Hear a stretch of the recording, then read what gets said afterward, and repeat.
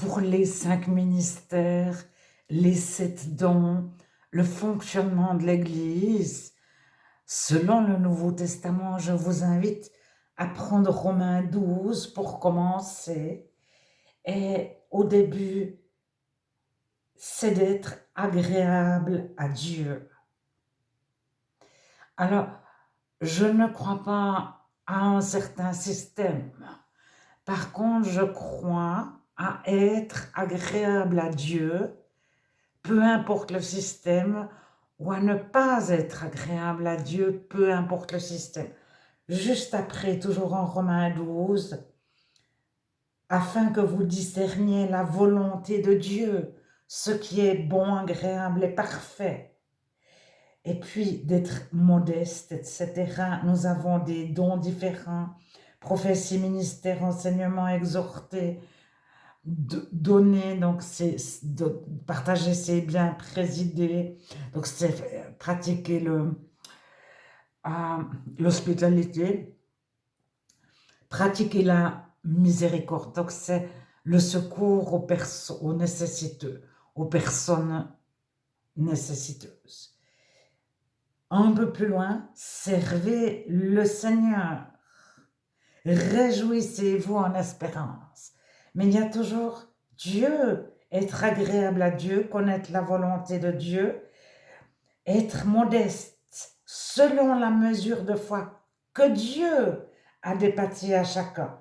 Ensuite, les dons, ça nous vient de Dieu, toujours, toujours. Servez le Seigneur. Ne soyez pas sages à vos propres yeux, verset 16. Si ton ennemi a faim, donne-lui à manger, etc. Donne-lui à boire, car en agissant ainsi, ce sont des charbons ardents que tu amasses sur sa tête. Ne te laisse pas vaincre par le mal, mais surmonte le mal par le bien. Alors, au-delà des dons, je préconise de lire tout le chapitre et chaque chose est importante. Ne pas se laisser vaincre le mal, mais le surmonter par le bien. Faire la volonté de Dieu, servir le Seigneur, c'est immensément plus important que de définir qui fait quoi, comment, à quel... Je ne sais pas comment dire. Il y a des choses qui passent avant d'autres. Alors, Romains 14, ne discutez pas les opinions, etc. Il y en a un qui est végétarien, pas l'autre. Il y en a un qui fait des différences entre les jours. Il y a le sabbat, ou il y a le sabbat de Pâques, où il y a telle fête, etc. L'autre, il estime qu'il n'y a pas de différence entre les jours. Alors, je vous invite après Romains 12 à lire 1 Corinthiens 12, qui est le même sujet. On commence par le verset 5. Toute femme, au contraire, qui prie ou qui prophétise. Donc, 11, 5. 12, pour ce qui concerne les dons spirituels, je ne veux pas frère. Donc, en grec, c'est Adolphos, ses frères et sœurs. C'est pourquoi, au verset 3, je vous déclare que nul s'il parle par l'Esprit de Dieu. C'est ça qui est important, c'est de parler par l'Esprit de Dieu. Et il y a le même Esprit, le même Seigneur, le même Dieu qui opère tout en tous. À chacun est donné la sagesse, la connaissance, la foi, la guérison, les miracles, la prophétie, le discernement, les diversités des langues, etc. Le même Esprit distribue à chacun comme il veut. Au verset 13, soit grec, soit esclave, soit juif, soit libre, nous avons un seul esprit. Verset 18, maintenant Dieu a placé des membres dans le corps comme il a voulu. Donc la corporation de Jésus-Christ, le corps de Christ, etc. Ceux qui qui ont le moins d'honneur, qui sont le plus méprisés, Dieu les met en avant.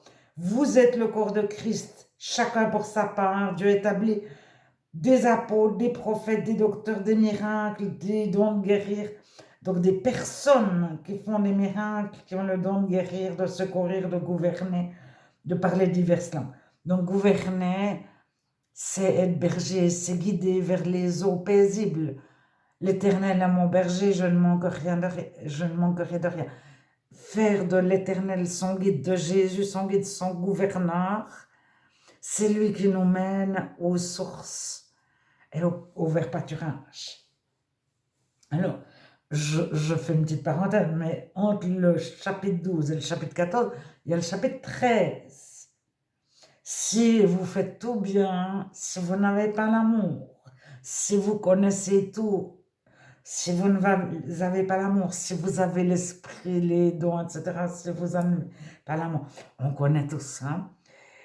Recherchez la charité, donc l'amour au chapitre 14. L'amour agapé, c'est parfois traduit par charité.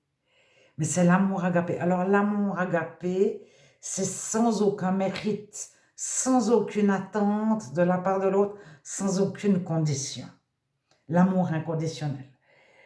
Alors, exercez surtout le don, la prophétie, etc., etc. Vous cherchez des dons, aspirez aux dons spirituels pour que ce soit pour l'édification de l'Église, verset 12.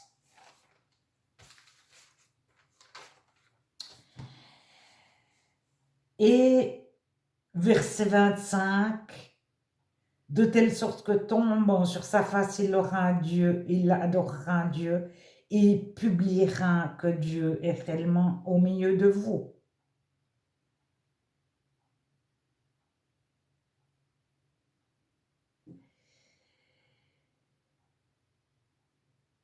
Alors,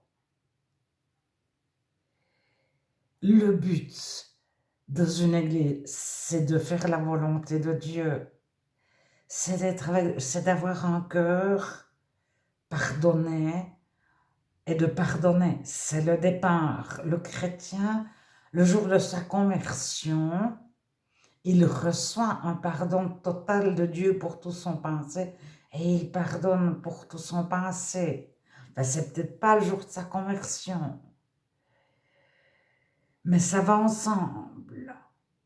Le jour de sa conversion, il a peut-être une révélation de Dieu, de qui est Dieu, de sa puissance, de l'autorité de Dieu, de la grandeur de Dieu.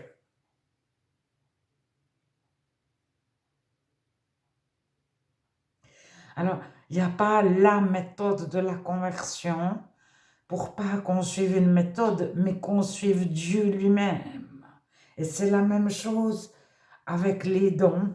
Je continue en Éphésiens 4, les 5 ministères. Il y a une seule foi, un seul baptême, un seul Dieu et Père de tous, qui est au-dessus de tous et qui est parmi tous et en tous. C'est ça le départ de l'Église. C'est de savoir que Dieu est au-dessus de tous. Et il a donné les uns comme apôtres, comme évangélistes, etc. Verset 12, c'est pour que chacun dont l'Église devienne à son tour un apôtre, un évangéliste, un pasteur, un docteur. Il n'y a pas de chrétiens qui restent des enfants à vie.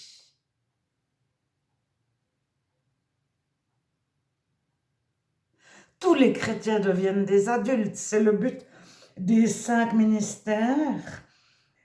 Verset 14, afin que nous ne soyons plus des enfants à la merci des ruses, de la séduction, de la tromperie, etc., mais que nous croissions à tous égards, que nous devenions des adultes vers celui qui est le chef, Jésus-Christ. En celui qui est le chef, Jésus-Christ. Donc l'Église, c'est vraiment... La question n'est pas de savoir la méthode, l'organisation, mais de savoir qui est le chef de l'Église et de chacun de nos cas, le mien en premier. Et c'est là que vient le pardon, parce qu'on se rend compte, enfin moi je me rends compte, que dans ma vie, est-ce que je laisse toujours Dieu être le chef? Est-ce qu'il y a des périodes où chaque instant de chaque jour, je recherchais la volonté de Dieu qui est bonne, agréable, parfaite? Mais il y a toutes les autres périodes où je ne recherchais pas à faire de Dieu mon Dieu. Et parce qu'il me pardonne de toutes les fois où je me suis dit, mais moi je pense que je vais faire ci, ce serait bien, ce serait mieux, etc. Ou bien moi je vais faire ça. Quand on reçoit le pardon de Dieu, on se sait totalement pardonné par Dieu et on pardonne aux autres qui n'étaient pas 100% en Dieu à chaque instant de chaque jour. Parce que Dieu nous fait réaliser que nous-mêmes, en tout cas moi, je n'étais pas 100% en Dieu chaque instant de chaque jour. Alors, lorsque Dieu nous le fait réaliser, il nous pardonne, il nous comble. Et c'est ce que Jésus fait en Éphésiens 4. Il est dit de l'Écriture, Éphésiens 4, 8, il a emmené des captifs. Mais alors, je vous invite à lire le verset 8 de au moins 6 traductions de la Bible différentes. Et il a fait des dons aux hommes. Ce qui signifie il est monté, il est descendu, il est monté au-dessus de tous les cieux afin de remplir toutes choses. Et mais quand on est de nouveau du verbe naître, lorsque Dieu nous fait naître de nouveau, on se rend compte que ce que ça veut signifier remplir toutes choses, combler toutes choses. C'est ce que Jésus fait de notre cœur. Il remplit tous les recoins de notre cœur. Il nous apporte le pardon, la paix, le repos de l'âme, la consolation, l'encouragement, la force à toute chose. C'est le paraclet, ça veut dire la force, le courage pour toute chose, et même la joie. Et lorsqu'on se rend compte que dans notre cœur, Jésus est partout, et il ferme toutes les ouvertures qui ont été faites, que ce soit du non-pardon, que ce soit de la haine, que ce soit de la souffrance. Il nous comble. Et il est venu délivrer les captifs. Il a rendu captive la captivité. Il a emmené la captivité dans les hauteurs. Ça veut dire qu'il nous a libérés en totalité du filet de l'oiseleur. Si vous connaissez David, il nous a libérés des jougs pesants,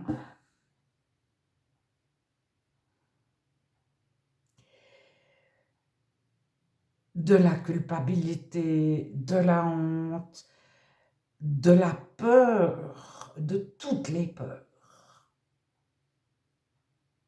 de tout ce qui nous maintenait captifs. Jésus est venu nous délivrer. Et c'est ça l'important.